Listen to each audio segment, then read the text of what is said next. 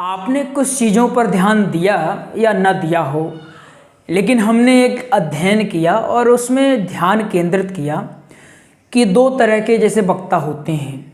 वक्ता तो जो बोलते हैं उनको भी कह सकते हैं, जो कम बोलते हैं उनको भी कहेंगे, जो तैयारी कर रहे हैं उनको भी कह सकते हैं। लेकिन वक्ता और कुशल वक्ता होना, इनमें अंतर हो जाता है। तो हमने नोटिस किया कि एक व्यक्ति ऐसा है जो लगातार 2 घंटे 3 घंटे 4 घंटे लगातार बोले जा रहा है, और वहीं दूसरा व्यक्ति है जो 10 मिनट भी बोला तो धीरे धीरे आवाज़ में भारीपन आने लगता है, या आवाज़ में कर्कश हो जाता है, या और भी बहुत सारी प्रॉब्लम्स हो जाती हैं। प्रसंग बोलना, ये बहुत सी सारी चीज़ें होने लगती हैं। तो आखिर क्या कारण है कि एक व्यक्ति धड़ाधड़ बोले जा रहा है, फटाफट बिना अटके बोले जा रहा है? आखिर वह भी तो मानव है, गले में दर्द उसके भी होता होगा।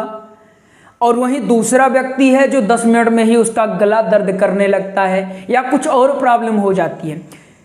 यदि आप भी इन समस्याओं से जूझ रहे हैं, आपको भी ऐसा लगता है, मंच में जाने से डर लग जाता है, जब जाते हैं घबराहट होती है, या बोलते बोलते आपका गला दर्द करने लगता है, तो आज जानेंगे कि आखिर लगातार कम से कम 3 से 4 घंटे आप कैसे बोल सकते हैं। इतनी और वो तो क्षमता हम अपने हिसाब से डेवलप कर सकते हैं, लेकिन जो मैक्सिमम क्षमता है तो 4 घंटे बोलना ये सफिशिएंट है। अगर इतना आप बोल लेते हैं तो एक कुशल वक्ता आप अवश्य बन सकते हैं।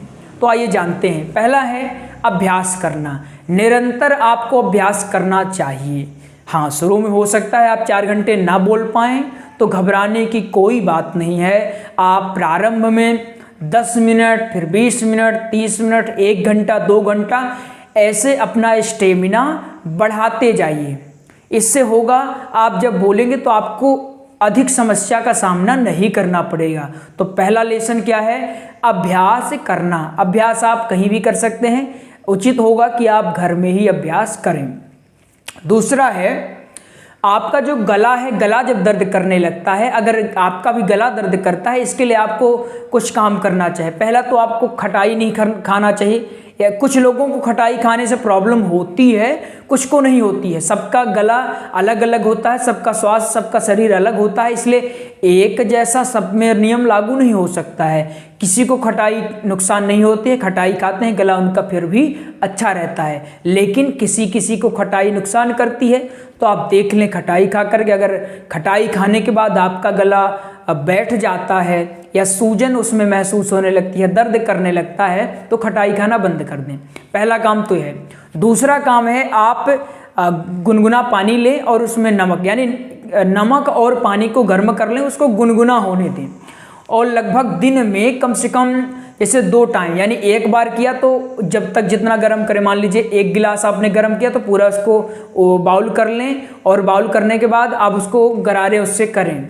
तो इससे होगा क्या, जो आपके यहाँ एक खराश भर जाती है गले में, ये धीरे धीरे नष्ट होने लगी। क्या कि जब आप पहली बार होता है, जो लगातार बोलते हैं उनको तो कोई समस्या नहीं होती, लेकिन जो पहली बार बोलते हैं उनके गले में, जैसे पहली बार बोलना या पहली बार गाना, ऐसा जब कुछ करते हैं तो गले में क्या होता है, कुछ कर्कश लगने लगता है, आवाज़ नहीं निकलती है, आवाज़ बैठ जाती है, भारीपन आ जाता है। इसके लिए आप गर्म पानी लें और नमक यानी गुनगुना पानी कर लें और उससे गरारे करें। गरारा आप समझ रहे होंगे, पानी डाला, कुल्ला किया, फिर किया, यानी दिन में ऐसा आपको कितनी बार करना? 2 बार अगर करते हैं तो बहुत अच्छा है। एक बार सुबह कर लें और एक बार शाम को कर लें तो बहुत बेहतर होगा। इसके साथ साथ थोड़ा स्वास्थ्य पर ध्यान दीजिए, आपका मस्तिष्क सही रहे, प्राणायाम किया करिए। अब आप कहेंगे गला है कि या क्या बता रहे हैं हम? देखिए, जब आपका मस्तिष्क सही रहता है, स्वस्थ रहता है, तो जब मस्तिष्क स्वस्थ रहेगा तो आप ऑटोमेटिक अच्छा बोलेंगे, अच्छा करेंगे। यदि आपका मस्तिष्क कहीं इधर उधर लगा है, काम में मन नहीं लग रहा है, आपका कहीं ध्यान और कहीं और लगा हुआ है, या आप किसी बात को लेकर चिंतित है, तो आप चाह कर भी, अच्छी प्रैक्टिस होने के बाद भी अच्छा नहीं बोल पाएंगे। इसलिए ध्यान रखें कि चिंताओं से मुक्त रहें, जिससे आप अच्छे से बोल पाएँ, धड़ाधड़ बोल पाएँ। खान पान में विशेष आपको ध्यान देना चाहिए। तो इस तरह एक चीज़ें आप करके आसानी से आप बोल सकते हैं। और एक चीज़ कर सकते हैं, इसके साथ साथ एक डायरी ले लें और जो भी आपको बोलना है तो उस डायरी में हमेशा लिख लें कि हाँ ये डायरी मेरी है, तो ये हमें इतना ही बोलना है। और गले का खास ख्याल रखें। और एक चीज़ इसमें नोट कर लें आप, जैसे अगर आप लौंग इलायची खाते हैं तो जब भी बोलने जाए तो अपने जेब में लौंग इलायची ले लें और समय मिलने पर उसको निकाल कर खा लें। इससे क्या होगा, गला आपका सूखेगा नहीं। पहला काम ये कर लें, लौंग इलायची ले लें और उसको अगर आप ये खाते हैं, नहीं खाते तो टॉफ़ी आती हैं बहुत सारी जो आपके गले को सही खराश जब होती है तो वो खराश को दूर करती हैं।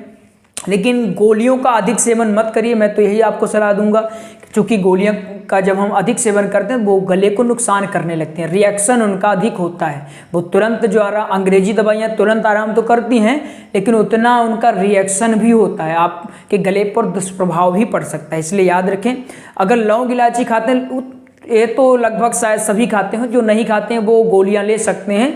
बाकी जो लौंग इलायची खाते हैं, जब बोलने जाए थोड़ा उसको मुंह में रख लें, 1-2 रखें जिससे बोलने में भी कोई तकलीफ ना हो।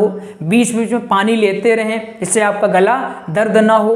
और थोड़ा ठहर के बोलें, ये नहीं कि एकदम शुरू हो गए तो महाभारत की तरह शुरू हो जाए। थोड़ा ठहर के आराम से शब्दों को व्यवस्थित रूप से रख के बोलें। ये चीज़ें हमने आपको बता दिया। प्रैक्टिस करना है, गरारे लेना है और लौंग इलायची लेके जाएं, पानी, ये 4 चीज़ें अगर आप करते हैं तो आपका गला ऑटोमेटिक धीरे धीरे अच्छा होने लगेगा। और प्रैक्टिस तो करना ही है, प्रैक्टिस पर विशेष जोर दें। प्रैक्टिस करत करत अभ्यास के जड़मत होत सुजान, रसरी आवत जातते सिल पर पड़त निशान। यानी कि अभ्यास करने से क्या नहीं हो जाता है, तो गला कौन सी बड़ी बात है। धीरे धीरे प्रयास करेंगे सब हो जाएगा। और अच्छे से अध्ययन करिए। अगर वीडियो को लाइक नहीं किया तो लाइक अवश्य कर लेंगे। और जिन्होंने भागवत जी का नोट्स नहीं लिया है वो नोट्स अति शीघ्र प्राप्त कर लें। भागवत जी का नोट्स तैयार हो चुका है। जय जय श्री राधे श्याम।